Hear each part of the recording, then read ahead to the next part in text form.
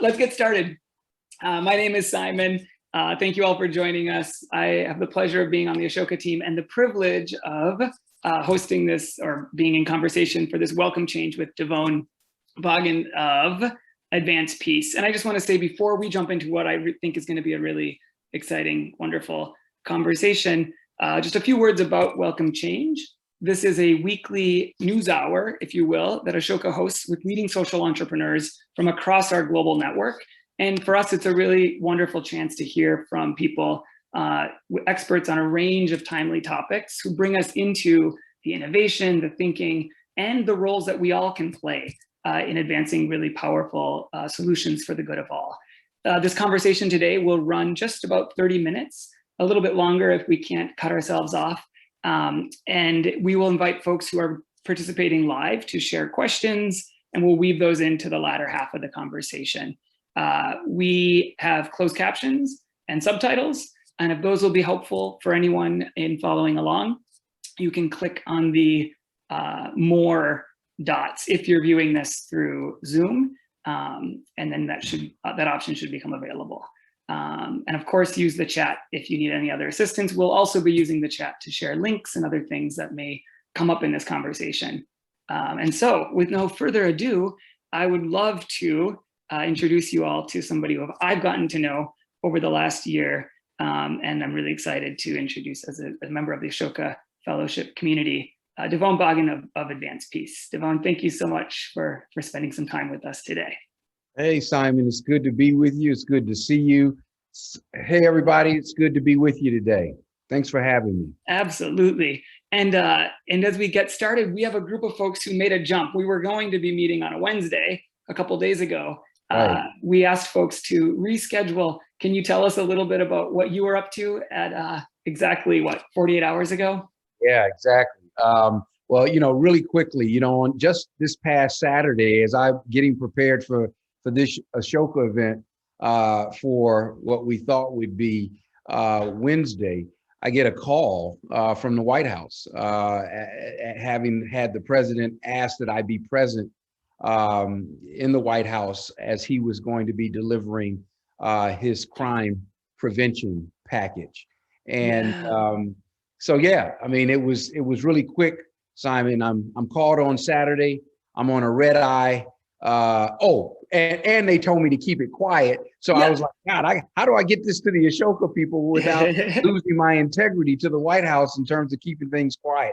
But things went kind of public. On Monday, I was able to connect with you. And Tuesday night, I was out on my way to the White House where I spent yesterday.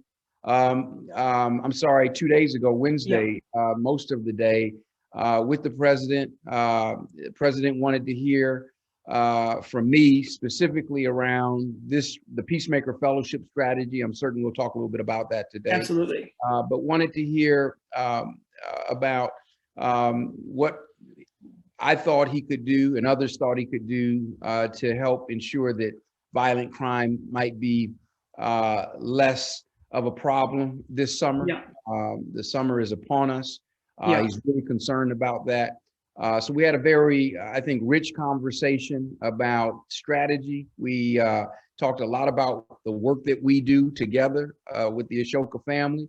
And I think the president learned a lot, but I also think that what I learned is that the president is really committed to addressing this gun violence epidemic in this country. I think he's dug his heels in, and I think he believes in the package that he's put forward, and much of that package includes work like Advanced Peace and the Peacemaker Fellowship. So that's pretty exciting. And then, as you know, yesterday he endorsed the work widely on the news during his press conference. So absolutely, really well, cool. Congratulations, Devon. I mean, really, it was so fun to follow along. I knew to be, keeping my antenna up. It was quiet, and then it became very public, right? Again, as you allude to, this press conference and this announcement of a really comprehensive set of strategies.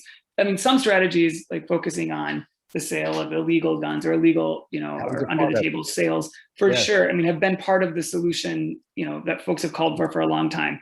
But it hasn't always been that we talk about community solutions, right? So could you talk a bit about how can we do this? We could talk about this in so many different ways.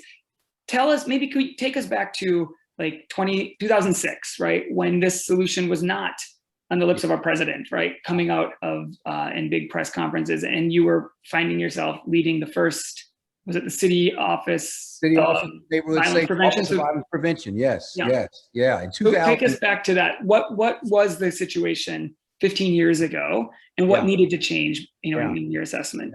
Yeah. Well, like today, Simon, violent Mm. crime, specifically gun violence, has plagued many of our urban neighborhoods. Yeah. And we've just seemed to, specifically in yesteryear, just didn't have but one answer, Yeah. one go-to, so to speak. And it's always been law enforcement and much more of a punitive approach and lens to the work. I often say this, and not so much of a joking matter, because I believe that yesteryear, or part of it, still plagues us today in terms of how we look at the challenge and how we look at solutions. But I often say to folks, I think it's like breaking a bad habit. I think that we have a bad habit to break, and that bad habit is our or society's belief that policing is the answer, is the sole answer to this issue.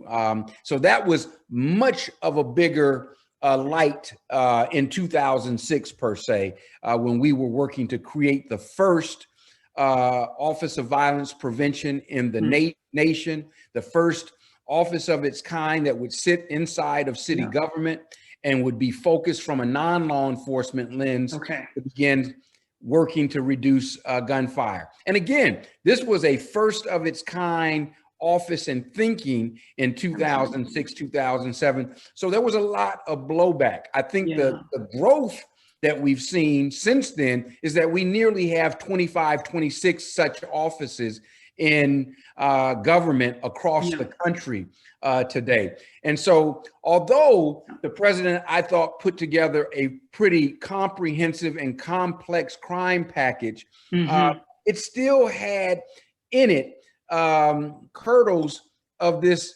policing belief. And I just think we're all having, or many of us are still having, a tough time breaking our own psychology cycle around believing that this is the solution, or that this is the only solution or effective solution, when in fact, I think we should be asking ourselves, is this thinking and is this approach actually costing us public safety? Yeah. So we're setting this stage as I see it. Like, we're talking about policing it for a lot of folks is like the conversation. And we're setting it over here because we're really at the center of this conversation, as you've taught me, are young men, young people, but mostly men, right? Yes. We're being so thoughtful and intentional in the language we're using when we're talking about this. We're talking about active firearm offenders, right? Like, and so young men who are using guns and using violence, and so they're at the center, and their policing is over here. Set the table. Who else is part of the mix, right? And what role do these young men play? I think that's helpful for us to center the conversation on those guys, right? I mean, it's a great question. I'm glad you asked this question, because I do believe that if we're going to be successful at ending cyclical and retaliatory gun violence in this country that happens in urban neighborhoods, we're going to have to get comfortable with, and in fact, get excited about wrapping our arms around and embracing the voices of those young men who are at the center of this firearm activity. They have to be a part of the solution equation.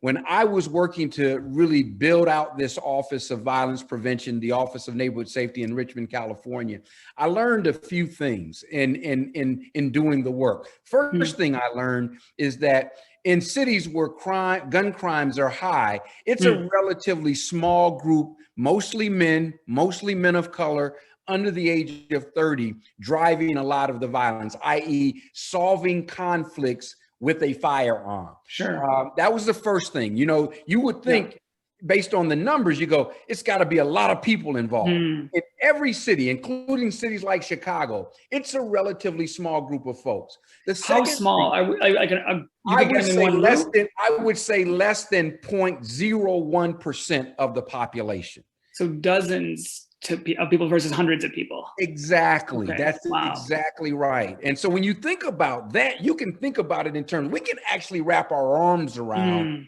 this. It's not so Wow. overwhelming that we can't get to it. But there Yeah. was something else I learned. Mm. Most of these young men will never see a day of criminal consequence for their suspected acts of gun violence. And this is a critical Mhm. piece in that these young men remain in the communities where they committed these acts of gun violence. And if they are ever prosecuted, they're prosecuted for lesser crimes, which means they go in and out of the system, never receiving the kind of helps and supports and opportunities that they need to get Yeah. beyond this. So that was an important lesson for me. It also spoke to this issue, and I know we've put policing over there. It also spoke to this issue of what we call clearance rates. Hmm. Cities where gun crimes are high, prosecution rates are typically low. Okay. So again, it speaks to the effectiveness of the Yeah. criminal justice system to keep us safe, so to speak, Yeah. right? And then the third thing I learned was that, and this is an important piece to your question, is that most of these young men are not being engaged. And I'm talking about 98% of that small group of young men are Yeah. not being engaged by any other public or community-based system of care. Okay. And think about that for a second, Simon, and the audience. If you're working in a city, investing in your city to reduce gun crimes, and 98% of the folks at the center of gunfire are not being engaged by any of that investment, any of those services, any of those supports, any of those opportunities, how realistically are we about achieving optimal outcomes around reducing gunfire that can translate into saving lives? I think we got a tough hill to climb if we don't include those guys into the equation. And then finally, what we learn is when we're not engaging them, generation after generation after generation, as a society, as a community, as a neighborhood, then we don't develop the capacity required to be able to engage them competently, consciously, at a high level in such a way that it delivers optimal outcomes.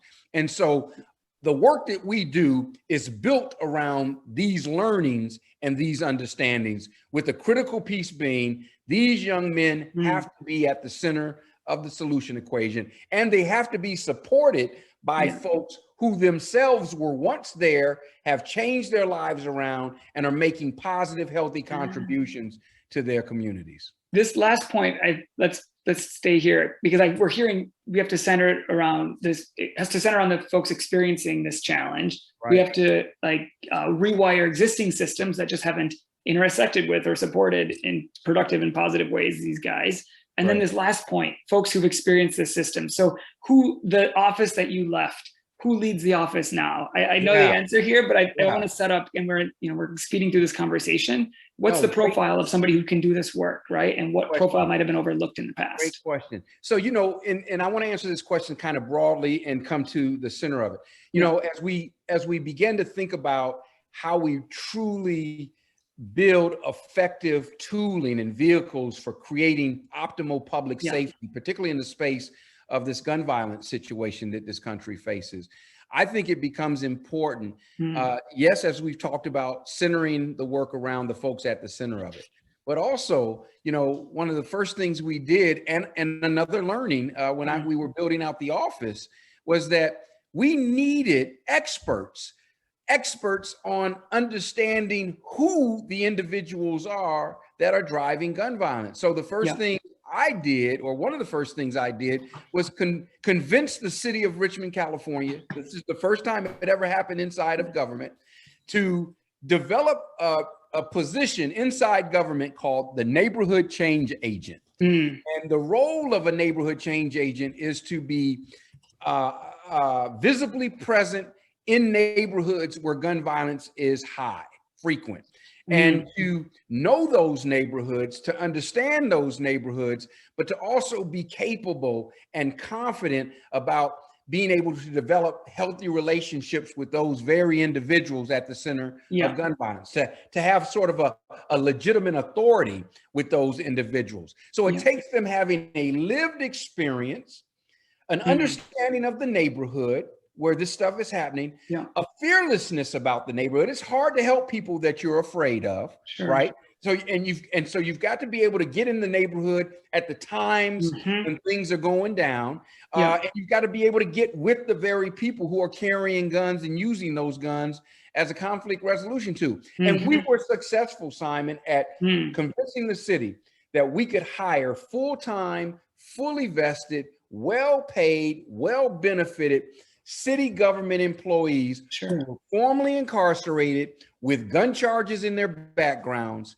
who had done the work on themselves while they were incarcerated and continued to do the work to improve themselves when they were released from incarceration, to come inside of city government to help us address and solve a problem that we could not solve without them. We were able to do that successfully. I hired 4 or 5 neighborhood change agents in 2008, February.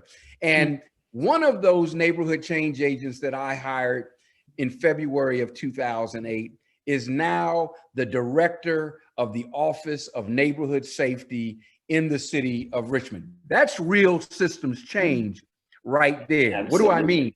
This young man is a formerly incarcerated 12-year veteran of San Quentin State Prison for attempted murder, attempted homicide with a firearm. He is now the 3rd most influential public safety figure inside of the Richmond, California government. He's a very valued part of the public safety team.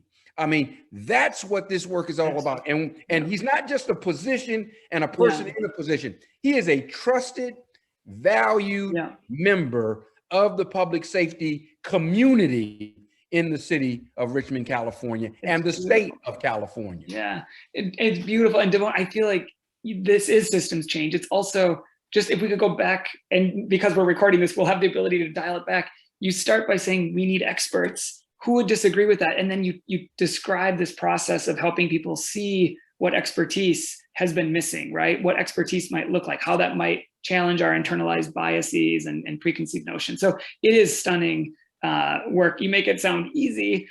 Even Biden, was it yesterday, 2 days ago, makes it sound inevitable, which is, I think, this point we get to when an idea feels so good, so compelling, that it should spread. And he talks about this being in California and 6 other states. Did he get it right? Did I get it right? 6 other states, yes. Yeah. So how, I'm now sort of, if we could just dive in and keep talking. I'm aware that we have other folks who are here as participants who may come with questions or ideas and can use the chat to share those. But that's been part of your work. You're all over, on podcasts and interviews and sharing this story, and it's getting picked up in other city offices and other communities.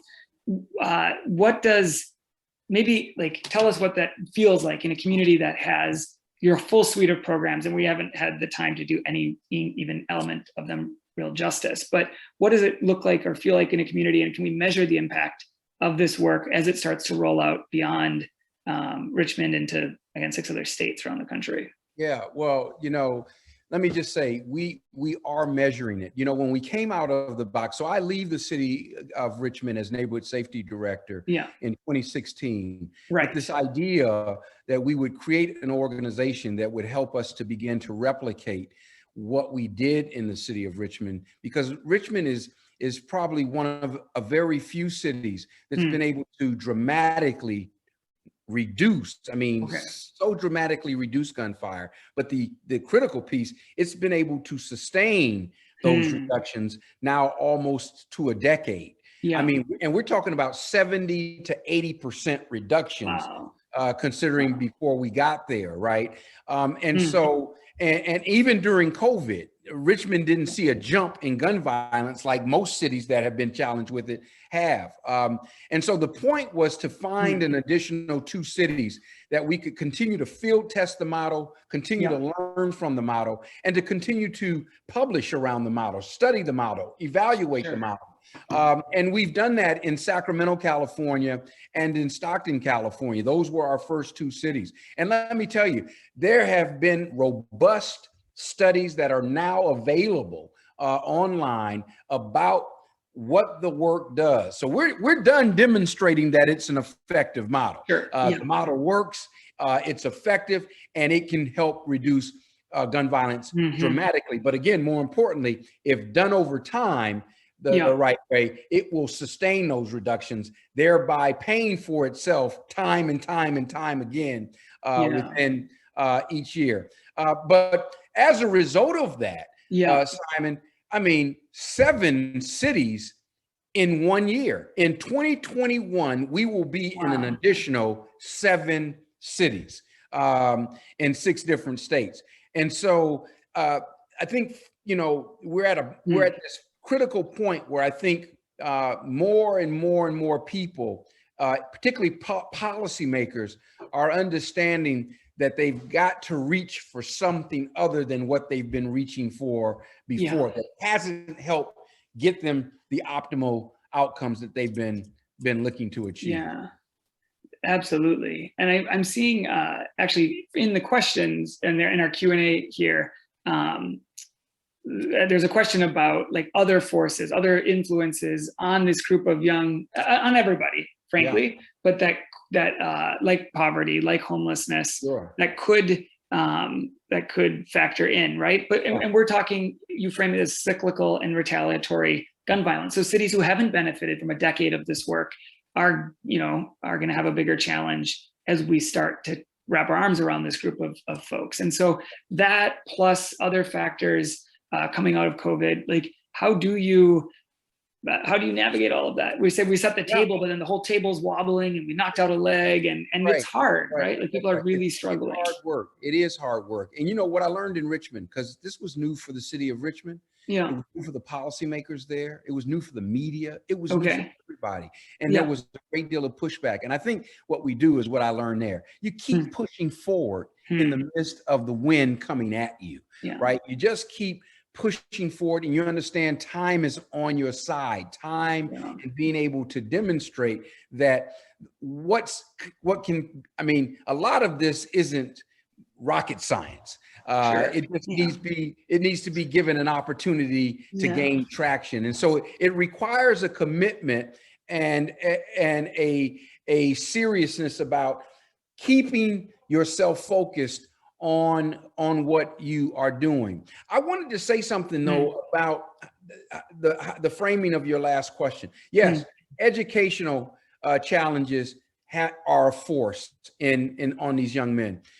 Poverty, safety, health disparities, all of that stuff, all of that mud, that muddy stuff is upon them. And what we've learned to say is we help keep people safe in a mud puddle, because the mud puddle, Simon, hasn't changed. The poverty's still there. The health disparities are still there. The homelessness is still there. The joblessness is still there. All the systemic, the racism is still there. The sexism is still there. All of that stuff, the violence, the trauma, the harm, all of that stuff is still there. And what we're demonstrating is we can take young men and women who are using a firearm as a tool to solve conflict, who live and are going to continue to live in these communities, and help them to get to a place where they're not using a firearm as a conflict resolution tool. My point being is this: gun violence begets gun violence. That's the cyclical and retaliatory nature of it. It's the gun violence that begets the gun violence, not the poverty, not the school stuff. Because if that were the case, because when I look at these communities, Simon, what I learn is this: most people living in those same communities are dealing with all of the trauma, the harm, and all the systemic stuff that our firearm offenders are dealing with. And guess what? Most of the people don't pick up a firearm in those communities to solve conflict. The difference is gunfire begets gunfire. And the closer your proximity to that gunfire is, the closer you are to being a part of the cyclical and retaliatory nature of that gunfire as a conflict resolution tool. I mean, I think that it really resonates with me. I think that must only resonate with folks who are listening or hearing this message today. But there was a way in which we were talking a week ago, I think it was about this conversation and about it happening in the beginning of the summer and whether or not that we were signaling, and you shared like the cyclical and retaliatory. I'm picturing like a duel, right? Where it's like, where you shoot and I shoot and like it's in my brain, we're talking about like defending yourself. But what you helped me understand was that summer, because it's been a period of peak violence, is also a period where we mourn people, where what happens in summer, just to like understand how like it's not just that tit for tat, that like shoot back, defend yourself instinct, which I think I have a hard time thinking, well, it's hard to like not defend yourself, but you're not talking about that as much, right? Or only you're talking about something else. So tell me what it's like this summer when, Right. And so look, I'll say to our family who is listening, I'm a victim of gunfire. Many folks know, and the president referenced this. I was like, how did he know that? I don't remember telling the White House that my own brother was murdered by a firearm a few years back. In fact, it happened while I was in my first year as neighborhood safety director for the city of Richmond. I lost my own brother to gunfire. I'm talking about it from this standpoint, Simon, because I was angry. And I had all the accoutrements of what successful, educated people have access to, but I was angry and I was fearful. And I lived in a safe community myself, right? And when I went home, just like what happens in neighborhoods where this happens all the time that I've been a part of, the young men that were my brother's friends were at the mortuary and they looked at my brother and I, and they asked us, what do you all want us to do? And for them, I'm the neighborhood safety director. You're asking me, a public figure in a public institution, to give you the thumbs up to go handle this. In a vigilante sort of way, the gun violence begetting the gun violence. Right. And I had to deal with my own thoughts of revenge. Right. I mean, we all have that in us. Right. And so the point being is, folks talk about summer months. My brother was killed during a summertime situation. And there are a lot of factors at play, they come up in the summer months that make gun violence a lot more prevalent during those periods. Idleness, isolation, not a lot going on, a lot of idle time. It's hot outside. I mean, it's just hot. Heat can generate anxiety and all kinds of stuff. But what many people, and this is to your point, Simon, folks forget, is that when you've been a victim, direct or indirect, of gunfire, there's a history. It becomes your history. And you think about the experiences. You think about what happened. You think about the people are involved. I think about my brother every day. And I think about that experience at some point every day, right? So try to imagine gunfire increasing over summer months, which means a lot of people are injured by a firearm. A lot of people are killed by a firearm. That leaves a lot of people to be angry, a lot of people to be sad, a lot of people to be afraid. And it becomes a history over time. And then next year, summertime comes around. And it's the anniversary date of all of those people who were lost the summer before. And for some of those people with very close proximity, their coping mechanism is to drink a little, smoke a little. And during that, their emotions can become heightened. And in a moment without thinking, they're thinking about, I can go over there right now. And insert the kind of pain, the kind of anger, and a kind of fear on that neighborhood, on those families, so that they understand what it feels like for me right now. Yeah. And that cycle just repeats itself. Yeah. And the work of these neighborhood change agents or credible messengers in these communities, these folks with the lived experience that have now been developed to facilitate this healing centered work in their communities, is to mitigate that stuff every single day. Yeah. They stand on a wall every single day, mitigating what's right under the surface. It's like a dormant volcano that's an active volcano, but it's dormant. Yeah. And what's keeping this thing from exploding are these neighborhood change agents who you don't see, but they're mitigating and resolving conflict all the time. Yeah. Keeping these guys who could explode because of that trauma in their right minds. It's I guess I'm appreciating so many different things as you share these insights. It's the understanding or the empathy, because you're describing something that just, it makes so much sense and feels so overwhelming at the same time. And yet, like, you're seeing a way in which expertise, solution, a community can knowing that can respond appropriately. So it really is stunning. I've invited folks to share questions. We're officially at time, but if you wouldn't mind, Devon, could we take the questions that folks have shared? And just we'll take these. I see 3 questions here. I'll read them really quick. We'll take them and then we'll wrap. Okay. For folks who can stick around. We'll share the recording for folks who missed it or who have to peel off. But the first question is: street outreach workers or neighborhood change agents are critical, but there is some resistance from some law enforcement agencies to work with them. How can we bridge this gap and note that both have a place in a comprehensive strategy? Something you, I think, have figured out how to do, but how can others bridge that gap? Yeah, it's a great question. And my answer to the question, try to do this short and simple, is time.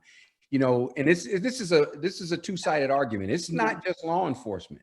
Street outreach workers come from a space of not trusting police officers, so they don't want to work with them either. Right. So it really is time, and it's also continually educating and informing the law enforcement community and the street outreach community what their different roles are, why both roles can be important, and then really helping them stay in their lane around those roles. At the end of the day, it's making sure that both sides of that equation don't feel threatened by the other side of the equation in many different ways, in terms of levels, feeling safe, but also feeling like no one's trying to take your job away from you. Yeah, absolutely. And time, I hear you. We need to buy time and continually time. Educating and helping people see, like any other systematic change this country has ever seen long term. We're still dealing with race in this country and so forth. So it's time and getting people more comfortable, used to, informed, and a part of the conversation around why both can be important. And how both should be tooled in such a way that's most appropriate for these communities, and tooled in such a way that deliver the most optimal outcomes for these communities. Absolutely. I think, this is in a similar vein. Somebody wanted to ask, the best approach to help people understand anti-violence, anti-gun doesn't equal lock them up and throw away the key, right? That's correct. That feels like a quick knee-jerk reaction, but how can you help people see this more messy, if we will, mud puddle type solution that you've come up with? Yeah, I think we get stuck on things because it's all we know, and we quite frankly many times don't know what we don't know, right? So I think, and we're seeing this today. More and more of the media, the major media stuff around us that educates a lot of our people, are picking up on this idea that there are viable, effective, evidence-based alternatives to addressing gun violence that are in fact more demonstrated to be more effective than the law enforcement approach. Right. So I think as we have to continue to lift this work up and get it out there so that people can become more educated and aware. Yeah. We're just not as educated as we need to be. And Yeah. it keeps us on these bad habits because it's easier to do what we know, Absolutely. even when it's not good for us. Absolutely. Which is actually, it's so interesting because the last question that we have teed up here is, can you give us some examples of your programming? And I just have to admit, I've taken the time to understand it, and I know it well, and we're talking like pretty high level about the mindset shifts and the sort of the reframe, the systems change that are required. But you do clearly come at this with there's a fellowship element, there is an employment element. And so to help people understand, just give a flavor, maybe just of the fellowship. And then the other part of this question is like, you know, as a community member, as somebody who just wants to see this issue resolved or some progress made on this issue, how can somebody, a lay person, get involved in something that is, as much as you make it sound easy, it is also complicated. It might even be dangerous, right? Like, so to start getting between so let me answer the second question of that question first. You know, here's the first thing I think laypersons have to do is learn if they're interested in this space, learn as much as you can about it, and get connected to it in your local community. And what should a learning question? What's a good learning question that people should go? I mean, is it like, where are people buying guns? Is that going to help us, or what should we be learning?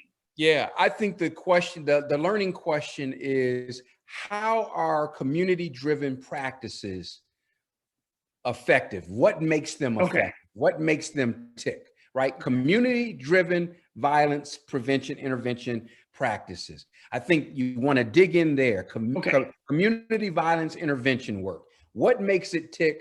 And how can I get involved in understanding and learning more about that? And then the second part of that individual piece is what expertise, what resources internally and externally do I have access to? And of those, which am I willing to push into the space, right? So everybody's different. Everybody brings a different set of tools, resources, thinking to the table. Well, think about that, reflect on that, and then make a decision about what of that, all of that you bring to the table, based on your new knowledge of what the table is, what am I willing to give to it? Am I an advocate? Am I someone who can help raise resources, help educate people around this, get people to vote around this, right? These kind of things. So that's the kind of things lay people and community people should be doing. Absolutely. And then lastly, on that part of the question, when you get connected to a resource in close proximity to wherever you live around the world or around the country, ask them what they need help in. Ask the people at the center of the work how you can best be helpful to them in real time, because this is fluid work and it's changing all of the time. So that's the first answer to your second question. That's the answer. The answer to this fellowship, just a snapshot of the fellowship, to understand, which is one element of your programming, to be clear, right? I mean, there are lots of different things, but the fellowship is something that you could just like give some texture to that. I think it'd be helpful. That's right. Yeah. So first and foremost, and it goes back to where we started, Simon, this conversation. Having the fellowship is about engaging active firearm offenders who've avoided law enforcement's reach, which aren't being engaged 98% of the time. So that's the first thing. The second thing is to understand that 85% of these active firearm offenders don't want to live this way. They just don't have anyone in their ear telling them that they don't have to. So that's the first, those are the things. So having the right people, knowing who they are, not just seeing them as this is what they want to do. Most of these guys don't want to respond this way.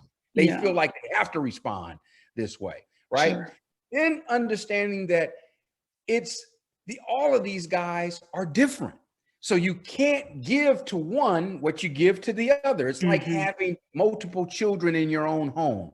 They don't respond to the same stimuli, right? So you really have to dig in and take a very personalized, individualized approach of engagement.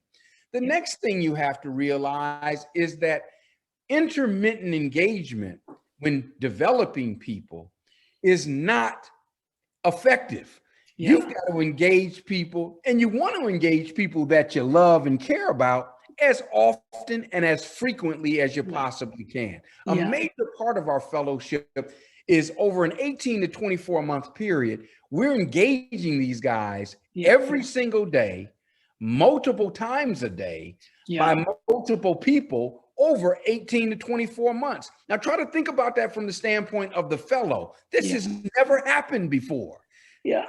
I've never had this kind of attention, and it's positive, it's accountable, it's responsible, and it's telling me you can live a different way. But more importantly, it's telling me we need you to live longer. The community needs you to be here. And so that's a major part of it. And then building these strong relationships, developing trust, becoming trustworthy to these fellows, and then working with them, excuse me, to develop what we call a life map. These are life goals, right? These guys have never had people sit down with them in an individualized, personalized way and say, let's develop some short, medium, and long-term goals for your life in this battery of areas of your life that you're going to have some effectiveness, some positive health in to do that. And then Simon, to help them actually achieve goals. We all can appreciate the impact that actually setting a goal has, but the impact of actually achieving that goal and going through the process and learning what that process looks like to actually overcome challenges to achieve a goal established for yourself. So that's what this 18 to 24 month period is about. Doing this every day with these guys. It's keeping them busy and keeping them thinking differently. We're in their ear. And then it's getting them referred and connected and helping them navigate the human and social services issues. We provide our fellows with what we call a life map milestone allowance, Simon. It's basically a cash transfer, if you will. That allows, it helps to stabilize an often very chaotic life. You can learn more about that on our website. And then transformative travel. It's hard to dream about things that you don't even know exist. When you don't know what you don't know, and all you know is this community, this neighborhood, and violence. Well, we want to get you out of that community, out of that neighborhood. We want to take you around the world, around the country. I love this part of it. And we do that, right? But we also, I have to say this because this is the part I know you like, is that when we leave the country with our fellows or leave the state of their home with our fellows, they have to travel with someone who's trying to kill them. And they have to travel with someone that they're trying to kill themselves or have been trying to kill. I should say on day one of their 18 to 24 month journey with us, they're committed to gun violence as a conflict resolution tool. They haven't made a decision to change. The process of 18 to 24 months gets them to that place where they make that decision to change. That's what it's designed to do. They have an elder circle. We believe that intergenerational mentoring from men of color who have had successful lives and careers is critically to insert that positive energy and that wisdom and history into their lives. And then we find them internships based on what we learn about their interest, what they're passionate about, versus just getting them an internship for getting them an internship. We actually place them in an internship, which we subsidize for about 9 to 12 months in a place that they've determined they want to be and they want to do. They get to learn, and we just learned that that's just worked better than just finding them a job at Walmart. Nothing against Walmart, but everybody doesn't want to work at Walmart. And typically what we do is we will give people jobs at Walmart that have very little interest in retail, but it's the job that we could get them. And that doesn't work. So we take a lot of time to get them ready for work, but also understanding what's the best fit for work. For them. And then finally, we don't just get them jobs right away, because why would I put a target for gun violence in an environment that could make other people who have nothing to do with gun violence a target of gun violence? No, there's so much. Oftentimes we don't think about that when you hear things like nothing stops a bullet like a job. Well, I don't want a cat who's a target for gunfire working next to me. Fair point. No, Devon, I mean, there's just so many insights Right. here. I know we're getting to know you, Right. but I feel like you've come with all these, people, characters, cats who are just learning about, and it's just been so helpful. We started the conversation, maybe before we went live, you're like, couldn't you believe that we were 2.5 hours at the White House Roundtable? Yes, Devon, because you talk a lot. I can talk believe a it. lot, And you have and a I lot to can say. tell you, Simon, the president of the United States leaned in. Good. I think what you just said, I think he was hearing things for the first time in a way that he had never heard them before. Well, thank you for And, that. and that's where we got to get to in this society. Yeah. Well, this is, you do, I just see how much time you spend sharing your story and how powerfully you share other people's stories. And I would imagine they feel seen and represented by you in the way that you lift up their expertise and their really complicated, complex lives and love them through it all, right? So it's just really beautiful work, Devon. I am going to wrap us up here. Folks can find out way more about you, can follow you and your team online. We have some of those links here. As far as others in the Ashoka network, this hour or this every Wednesday, Welcome Change, is an opportunity to meet other folks in the Ashoka community. Next week, Benga Sesan is an Ashoka fellow from Nigeria. He'll be sharing about his work on transparency and technology and privacy. The following week, back to the US with Michelle Miller. All of this is available online if you just want to follow the series. And for anyone who registered today, we send the links. Devon, really, really wonderful seeing you. Life map, midterm, long-term, short-term goals. What's your shortest term goal? What are you going to do as soon as you hang up here? What am I going to do? Go get another cup of coffee. Awesome. Yeah, you have a busy week. That's right. Thanks, Devon. Hey, thanks for having me. Love you, Ashoka. Ashoka fellows on the call. Love you. It's just great being with you guys today. Thank you so much. Thank you, Devon. See you soon. Yep. See you. Bye-bye.